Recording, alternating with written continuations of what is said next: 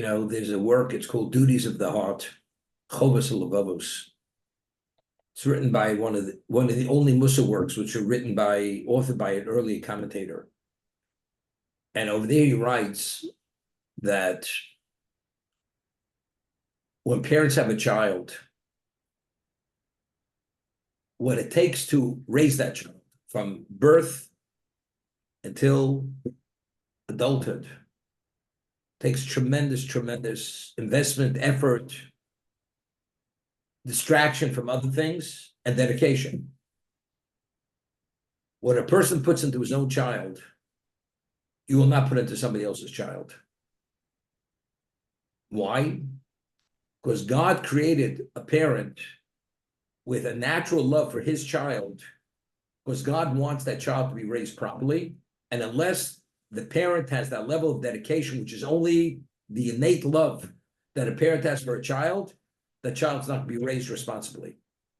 So the parent is endowed with a special, abnormal love for his child, being up nights, cleaning the child, being the nursemaid, everything under the sun. The parent is dedicated. A parent has no problem with it. Of course, the parent would prefer not to be up at night, but if the parent does what he has to do. And parents, they'll put the children before themselves. The love for their child is more than the love for themselves. That's how dedicated they are to the children. But that level of love for a third party's child, it's not there. Because it's not your responsibility to raise anybody's child but your own child. And that's part and part of creation, as God created the human being. What about self-love? Nobody loves anybody more than they love themselves.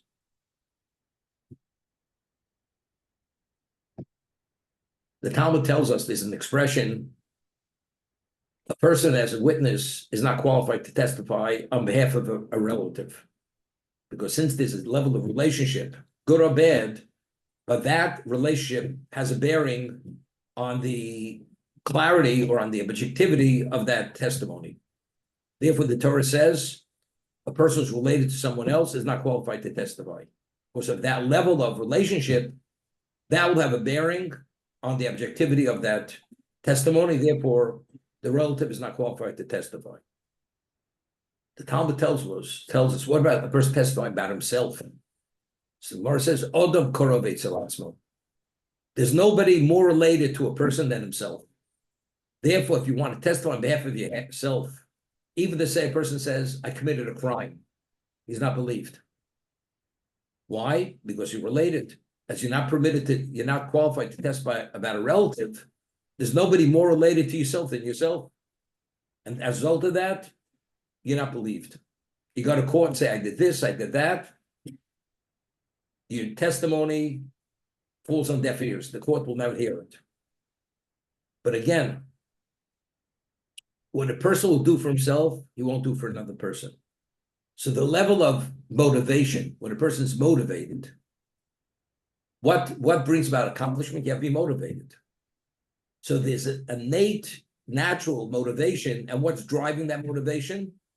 Self-love. You want to be acknowledged. You want to have comforts. You'll give if you want comforts, you'll leave no stone unturned until you get that comfort. Why? Because that's you. And what you do for yourself, you won't do for another party. That's self-love. Now, a human being is a composite of the physical and the spiritual. The physical represents the animal. Every animalistic drive that exists in existence exists within the human being. Sexual, amassing wealth, satisfaction, being satisfied, territorial. That's part and parcel of being a human being. Control. Humility is a special quality, because humility is a negation of oneself, and you're compromising who you are. But a person's humble because he sees the forest from the trees, and he sees the value of not getting caught up with yourself. Now, there's an expression in English, it's a little earthy expression. He's full of himself, right? He's full of himself. As a result of that, You don't see the forest from the trees. But a person has humility, he's able to see things that the other people don't see because he's not caught up with himself.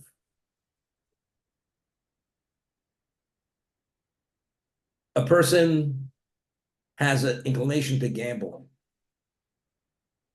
and that money is very valuable. He has to support a family. He has to pay his tuitions for his children. And yet, because of his vulnerability to gambling, he convinces himself, deludes himself, he's going to the gambling table. And if he wins, he'll be able to support his family for the next 25 years. And every time, unfortunately, he loses. But there's always something left. And it's always the next time, the next time, next time.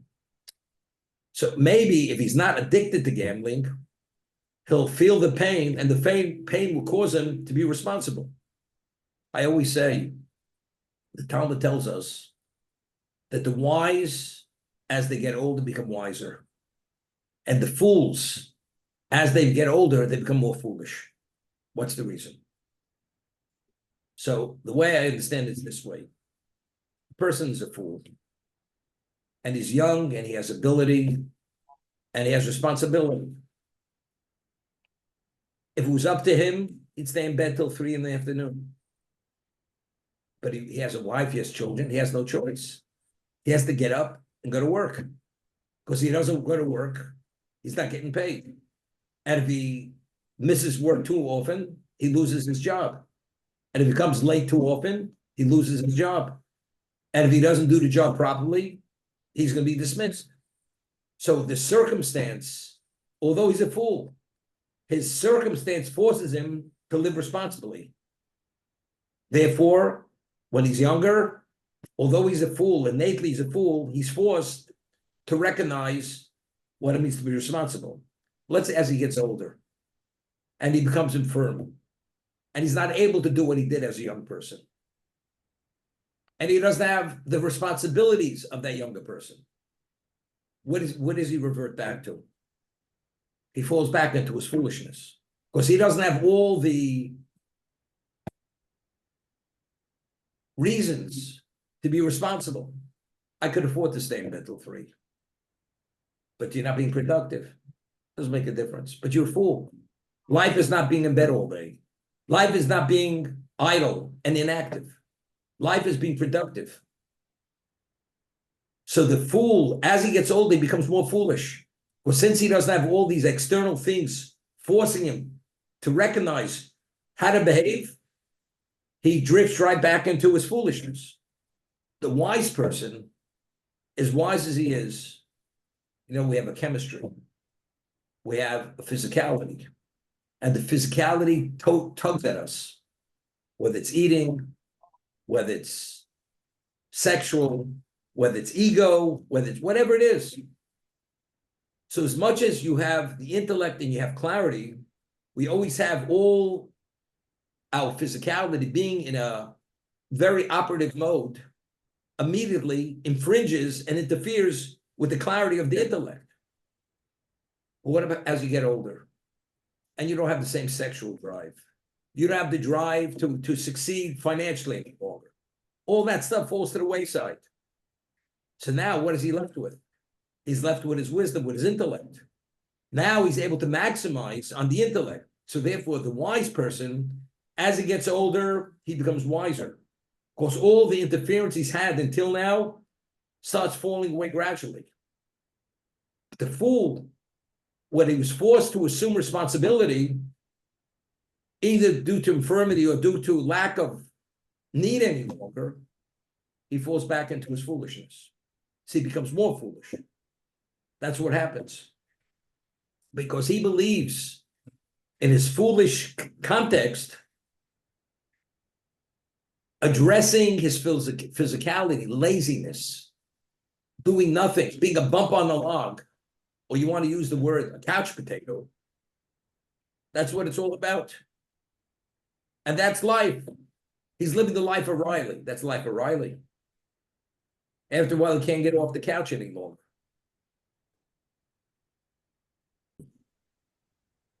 Before you make a comment, Shmuel, in life, why a role model is so important? If a person has an appropriate role model from the beginning of his life, a role model usually inspires, motivates, and wants the person to emulate or identify with that person and to satisfy that person. That's what you want. But let's say a person has no role model. He's born on a desert island. No role models, all by himself. All he sees is what? Nature and animals around him. How does he get motivated?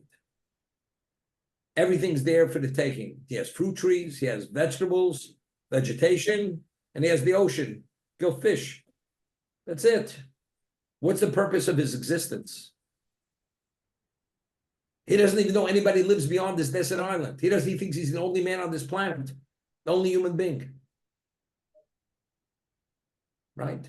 There's really almost no hope for that person.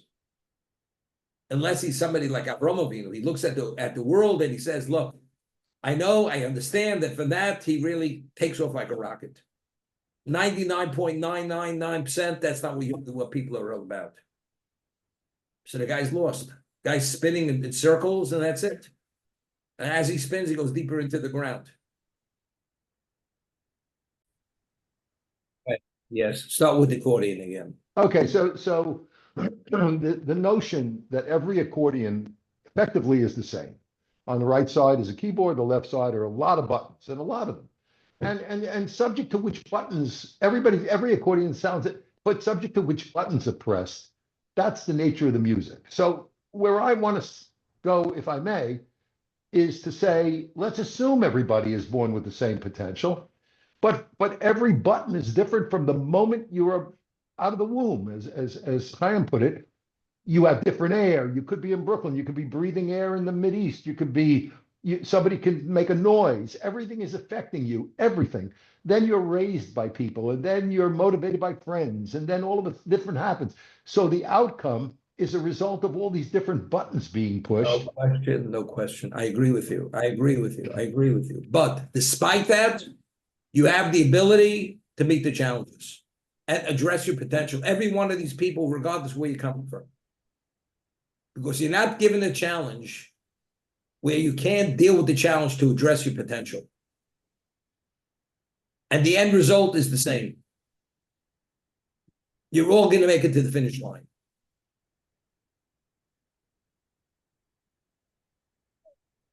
It's a good point, because at the end of the... How you explain that? Well, a child is born an invalid, doesn't have a leg. Okay? Everybody has two legs. This child's born with a half a leg, can't walk. How do you explain to that child why was he born handicapped where other people are not born handicapped? Could you explain it? No. When he's a little child, you can't explain it. You have to stop, you have to keep pushing it off till he gets older. But if you raise him and educate him with appropriate perspective and belief, he will understand when he becomes an adult, if he has the background, that every person has a different objective in life, a different mission in life. And despite your handicap, and the answer is only God knows. Only God knows what we all know as Jews is a baseline Judaism that every Jew has to live. Now, above baseline, every person has his unique niche that he has to achieve. This person born with this physical handicap, he has a certain niche, and that handicap was necessary for him to develop that niche, which only God knows. But he has to meet all the challenges, despite it. Who was it? This guy, he was a TV anchor, very famous. He was a Jew. He was a paraplegic, right? He was on Fox. He originally was in medical school. He was raised in an observant family, and then he became non-observant. Very famous, great intellectual. He died about 2 years ago. Or mental or whatever, but we can get over it.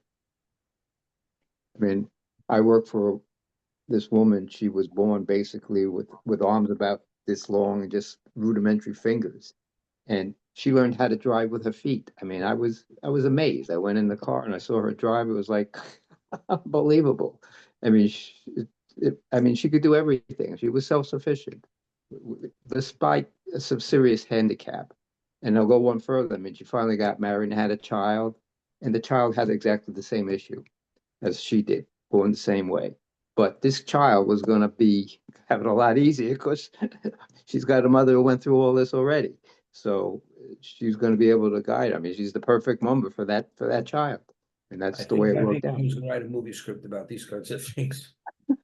No, this is real. I mean, like I said, and it By the was way, amazing. By the way, that particular thing you're describing, Jim Lampley, who was a sportscaster, had a wife named Bree Summers. She was a CBS anchor, had the same problem with the short arms and so on. They had two daughters at different times, and both were born with it. It does go keep. It's a dominant Yeah. kind of thing, unfortunately. Yeah, it's some kind of genetic thing. Yeah. Yeah. whatever it is. we're always taught, especially in relation to a lot of tests. It wouldn't be a test if you couldn't pass it. Yes, of course. So we're speaking about role models. In life, you got to be lucky. I don't want to use the word lucky to have the right role model.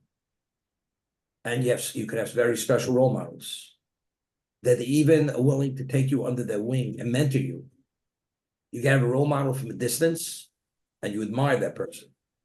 You revere the person and you want to emulate them. Then you have a person, not only do you admire him, the person sees your potential and takes you on as a student, almost like an adopted child, and does whatever he can that you should succeed in life. That's the ultimate. So it's going from both directions. And you have to be very fortunate to have such a thing. You know, some people say, I think about it sometimes. If you have a father who had a great mind, who was able to provide and to teach you everything as you should be taught. I'm talking about as a Talmud Chacham, and this and that. That person would say is fortunate beyond fortunate. He's way ahead of the game. His father is one of the leading Torah sages. The house is an environment of holiness that's conducive to spirituality.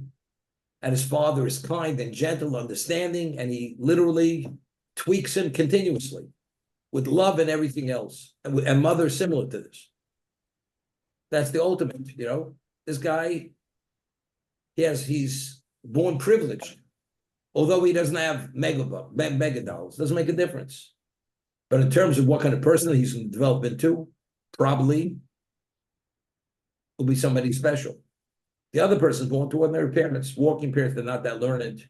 They're good people. Now, how's he supposed to become anything more than his parents? He'll get another type of college degree, he'll earn more money, more sophisticated. But within certain realms, he'd say he has no relevance. But when it comes to the spirituality, it's not true. Not true. You have people who were born from ordinary parents and they became leading Torah sages. Everything is based on your dedication and your investment and how you invest your life and what direction you go. Because that's the potential of the person. Based on your potential, that's where you could go. What do you just need? You need the effort, you need the investment, you need the toil, and you need the dedication, you need the conviction. That's what you need. If you have it, things work.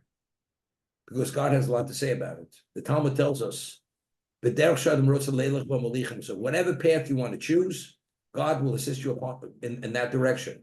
So there's tremendous amount of divine assistance to be able to succeed despite one's own physical limitations. You'll meet the right person. You'll be in the right environment. If you want it bad enough, and if not, God has a plan. What's the plan? Only God knows. But we got to continuously, as they say, you know,